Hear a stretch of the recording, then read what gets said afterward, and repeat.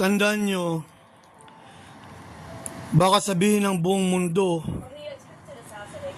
ng Hollywood hit music at Hollywood blockbuster movies gawa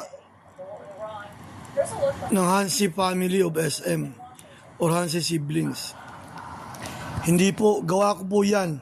Gawa ko yung mga Hollywood blockbuster movies, Hollywood movies.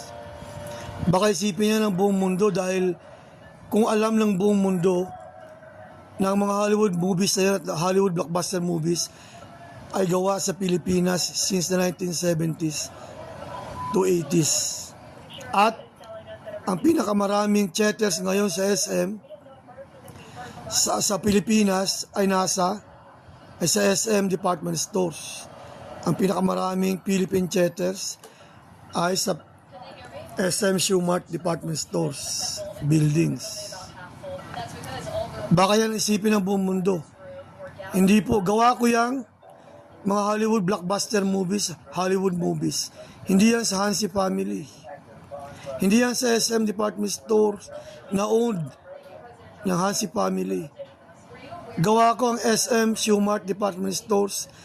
Sa akin yung SM Shumart department stores and SMDC.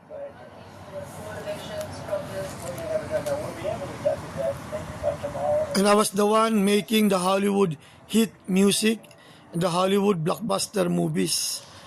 Also me choosing who would be the new Hollywood stars, Hollywood singers and bands. Okay, is that very clear? World. Thank you for listening.